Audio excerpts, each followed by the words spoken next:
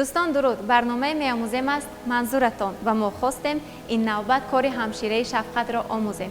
از این رو آمدیم به مؤسسه دولتی مجمع تندرستی استقلال. البته بانوی تاجیک در برابر پزنده و دوزنده اینچنین زنی حلیم و مهربان بودن باید داند که چگونه یاری اولی را رسانیده تواند. طرز درستی رساندن یاری اولی را امروز میآموزیم. رفتیم. بیننده عزیز، برای نظریوی آموختن آن که همشیره شفقت چه ها را داند، چه ها را آموزد، حالا ما ایستاده‌ایم در نزدیک کامیله حیدر و همشیره احیا و این همه را به ما حالا این کس می‌آموزند. باری دیگر درود. تشکر زیاد، خوش آمدید. به شما هم درود. با مؤسسه دولتی تندرستی استقلال خوش آمدید میگویم. تشکر زیاد که به این مؤسسه قدم نهادید. خوب ما با شما کمی هم باشد نظریوی، از جهت نظریوی به شما فهمانده میدهیم از طرز کاری همشیره احیا رو. تشکر. و چون میدونیم برای همشیره شفقت شدن یک روز دو روز کفایگی نمیکند که ما این همه را آموزیم و گویا این از دریا یک قطره خواهد بود.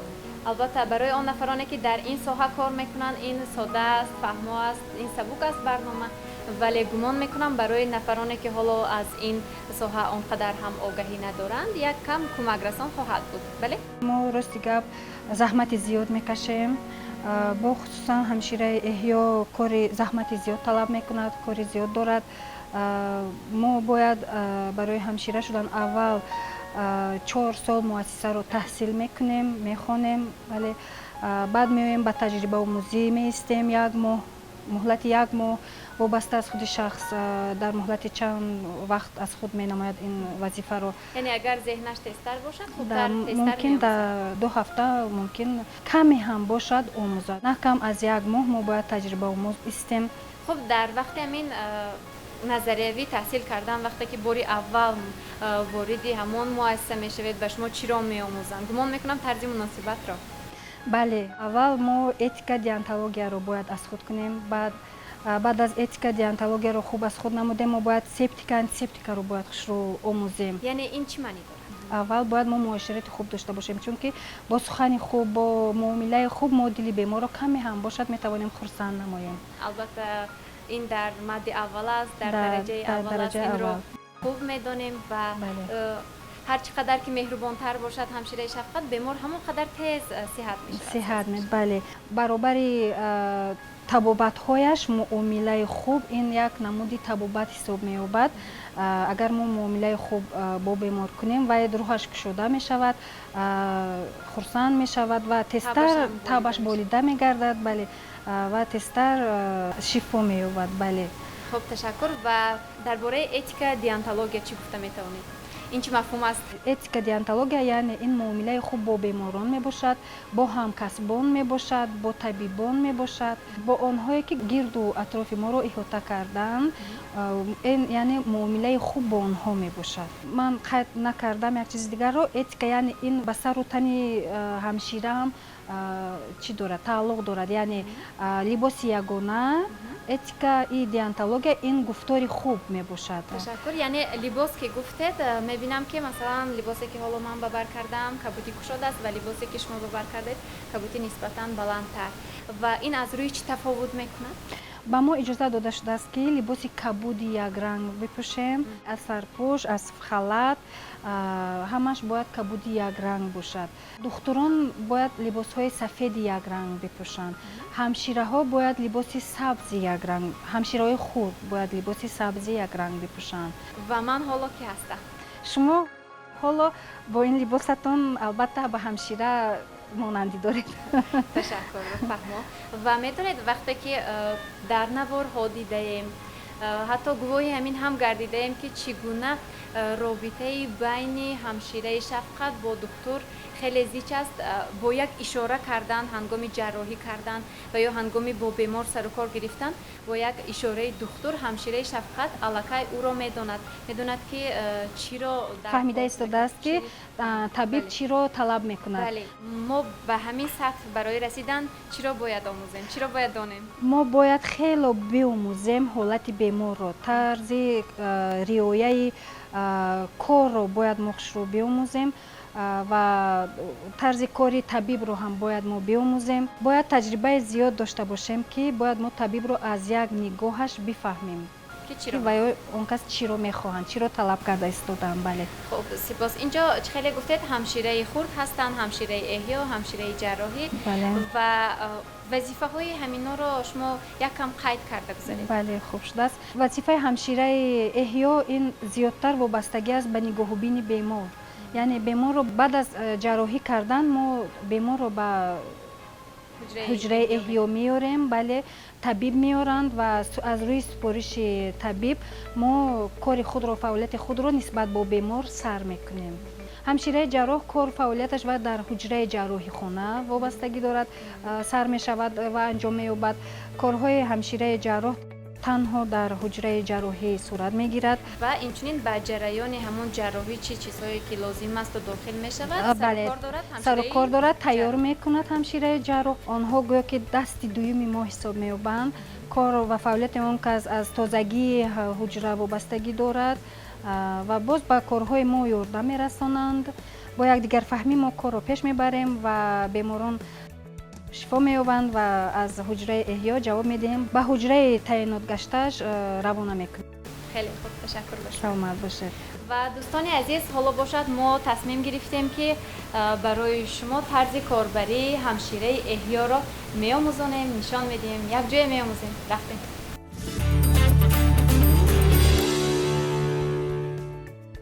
و بیننده عزیز، همان گونه که گفتم ما حالا باید آموزیم که همشیره شفقت در نوبت اول چیها را باید داند تا اینکه یاری اول را داده تواند و این همه را حالا به ما میآموزانند همشیره جراح سعید و تماما. باری دیگر درود بر شما.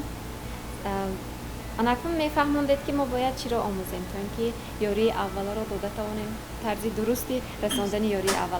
ما برای محافظت خودمون اول از نقاب، بعد دستپوشک، بعد با بیمار را میبینیم، بعد فشارش را میسنجیم، نبضش را میسنجیم. و چون همشیره شفقت همیشه لباس مخصوص را به بر کرده است دارد، ما باید حتما قبل از آنی که با بیمار سر و کار میگیریم دستپوشک داشته باشیم، اینجوری نقاب. و دوستان عزیز، از سبب آنکه امروز بیماری ما شرطی است، این را به نظر گرفته حالا ما نقاب نمیپوشیم، ولی موافق قاعده حتما باید همشیره شفقت نقاب و دستپوش داشته باشیم. پس از آنی که مثلا خود را آماده میکنیم، میرویم به نزد قوطی یاری اولی. تمنا بید پیش از آنه که درباره انا این قوطی یاری اوله به ما معلومات میدید، درباره انا همین حجره گفته گذارید تا اینکه یک تصورات کامل پیدا کنید. حاضر ما در حجره احیا قرار داریم. حجره احیا همه وقت در حرارت معتدل نگاه داشته می شود. ما این حجره را در یک روز 3 مرتبه تازه میکنیم با موادهای بی‌ضررگرداننده شده. بعد ما داریم لامپای بی‌ضررگرداننده به اصطلاح کوارتز، آن رو میمونیم برای، یعنی این همون لامپ هستن؟ این همون لامپای بی‌ضررگرداننده شده. و بیاید اکنون درباره این قوطی یاری اولی می باشد. به معنی دستپوش است، بندینه رزینی، پخته، اسپیر، بعد محلول. یعنی این محلول نتر خلور. نتر خلور. خب درباره همین قوطی ما باید باز چیها را دانیم؟ این قوطی باید همین چیزهای لازمه را داشته باشد تا اینکه یگان بیمار بیاد با ما چیزهای درکاری را گیریم. یعنی دسترس باشد. این قوطی از 40 نامگوی عبارت است. 40 نامگوی موادهای لازمه به ما همین قوطی در درون وی هست. خب وقتی که این همه را آموختیم، دانستیم، من اکنون چی کار میکنیم؟ ما سر اول از دستپوش سر میکنیم.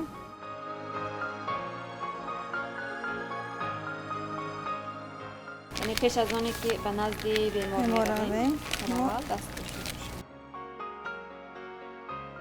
و این پوشیدن دستپوش گمان میکنم قاعده ندارد. قاعده دارد. خب چه قاعده دارد؟ این اول کشوده دستی راستمان را میاندازیم. اول به دستی راست بریم.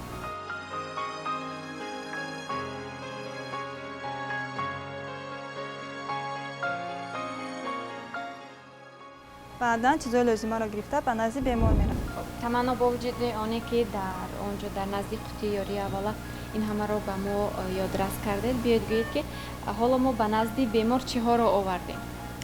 محلول نتر خلور آوردیم، محلول انتیسپتیکی طبی آوردیم، پخته، بندینه رزینی، سیستما و لاتوک. یعنی قوطی خالی که قوطی خالی که به ما هر چیز رو انداختم که انا این چی نداره. این انگیو کارت به اصطلاح کوبیتالکا. خب فهمم. ما شروع میکنیم حاضر فشار خونی بیمار رو میبینیم، بعد نبضش رو میبینیم. خیلی گفتیم دوستان عزیز، حالا در اینجا بیماری ما شرطاً آورده شدن، خوابانیده شدن. اکنون خیلی تمنا گفتن سر اول آن چیزی که ما میسنجیم در بیمار این فشار خون و بدن نبض تشدید. خیلی میبینید اینجا تجهیزات نصب شدند، تجهیزات لازمه. بیاید شناس کنید. فشار سنجک، اینش نبض، یعنی با این تجهیزات نبض رو میسنجیم، با اینش فشار رو میسنجیم. و در انا همین اکران پیدا می شود. در این اکران فشارش پیدا می شود و نبضش پیدا می شود.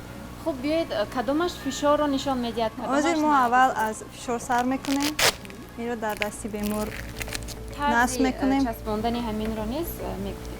طرزی درست چسباندن. سر اول استینی بیمار رو بالا میبرداریم. یعنی این حتمی است. حتمی است. بعد این رو نصب میکنیم.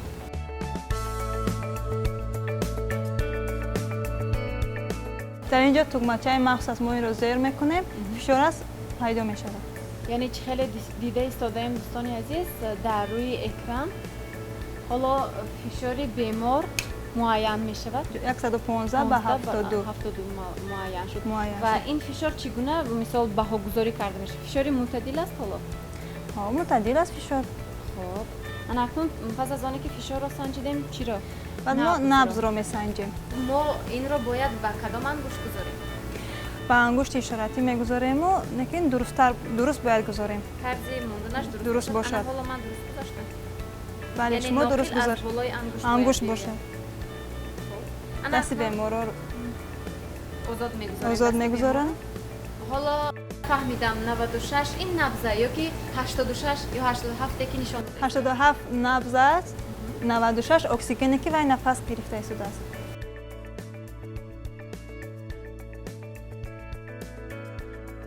و این رو بینید که علاقه باری دوم فشار را سنجید. نفهمیدم چند دقیقه پس میسنجد این تجهیزات؟ در اینجا 10 دقیقه پس تجهیزات فشار را میسنجد. یعنی همین خیل موندن 10 دقیقه پس فشار بیمار را سنجیدن. این از روی وضع بیمار باشد؟ بله از روی حالت بیمار ما میتوانیم که را باز 5 دقیقه پس بمانیم. یعنی حالتش وزنی تر باشد 5 دقیقه تستر میسنجد. خب فهمو پس از اونه که ما فشار رو سنجیدیم و نبض رو دیدیم چیکار؟ ما باید نفس کشی بیمار رو سنجیم با سکوندومتر. یعنی در همین برابر ما باید سنجیم که پس از این عمل؟ در همین برابر میسنجیم، نه که باید بیمار خودش نفهمد که ما نفس کشی وی رو سنجیده ایستادیم. تا اینکه به هیجان نیفتد، نفس کشی خودش تست نکند. تمنا چون ما حالا حالت بیمار رو سنجیدیم، فشارش خوب است، معتدل است، نبضش معتدل است، ولی در حالتی که مثلا بیمار حالتش وزنین است، ما چیکار باید کنیم؟ چی رو باید دانیم؟ ما اول محلول تیار میکنیم با طریق سیستما. یعنی حالا ما طرزی آماده کردن این محلول رو میبینیم. سیستم رو از خلطش با خلطش میگیریم. این رو کشال میکنیم در این مخصوص جای دارد و پخش میکنیم. انا همین رو پخش میکنیم محلول میآید بعد. ما حاضر با واسطه همین توگمچه هوای سیستم را میبراریم. یعنی اداره میکنیم. اداره کرده میبراریم. علاقه هواش برآمد. یعنی که محلول باید بیاید. بیمار وزنین باشد اول ما بندینه رزینی رو به دستش میمانیم. از اورنج بالاتر بندینه رو میبندیم. بندینه رو باید سخت بندیم. باید سخت بندیم. تا اینکه رنگ‌های خونگرد معلوم شود. بندینه رو بستیم. بعدا دستی بیمار رو تازه میکنیم از بالا به پایین. همین خیلی. خب. ولی همین خیلی. بعدا بعدا ما ангиакард мегузорем. тарзи гузоштани ангиакардро гуфта гузаред. ангиакардро гирифта ин саракашро кушода баъдан ба дасти бемор мегузорем. инҷо хун пайдо мешавад. баъд инро гирифта сӯзанашро мебарорем. баъд системаро дар ин мемонем. системаро пайваст мекунем.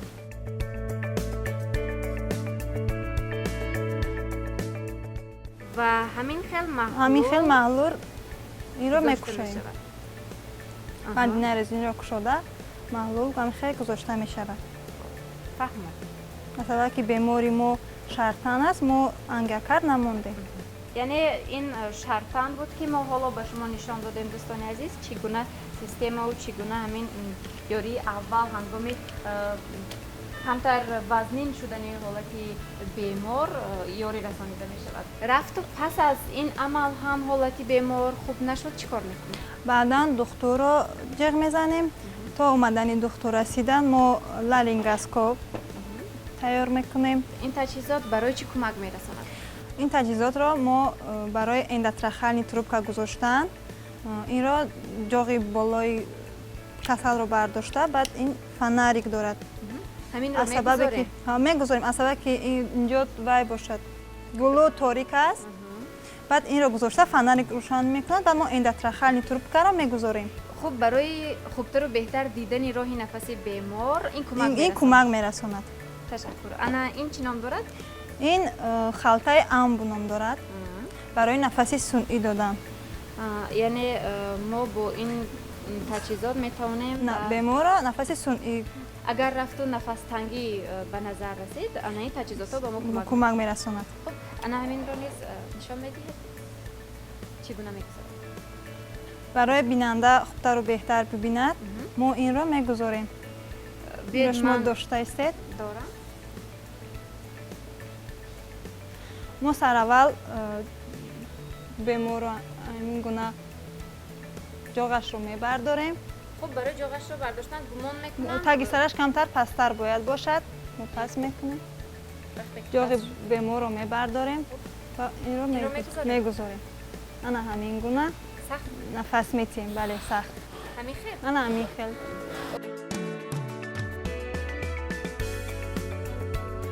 чӣ хеле ки мо ин амалро иҷро кардем, бояд мо ба бемор ин амалро тез, хубтару беҳтар, бо боварӣ ба бемор кӯмак расонем, ки бемор хубтару беҳтар шавад, ҳолаташ хуб шавад. ташаккур. ташаккур ба шумо.